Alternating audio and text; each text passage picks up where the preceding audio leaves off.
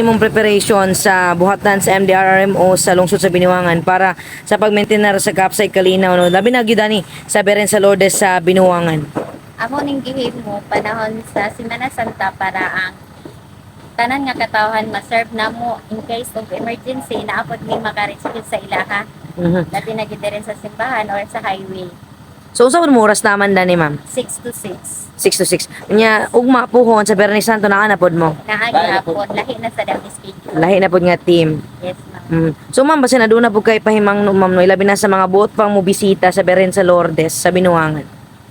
Nang ihawag ang tanan, giawhag na ko ang tanan nga mo bisita sa among Beren sa Lourdes kay dagan mingid mo ani diri tagalay lugar. And safety pod sila mo ani diri sa tanan-tanahon. Inaarami diri gasa sa ilaha. Pero so far ma'am wala pa pod mo yung mga na-record nga like nakuyap pa, nag-pass out, wala pa po. Ako na ay kuan, na ay na-disgrasya diha sa likuon. Na-rescue pod na mo diri. Pero karon ma'am dani sa Binuangan, ay dani gyud sa Pagkakaroon, church. Safety pa.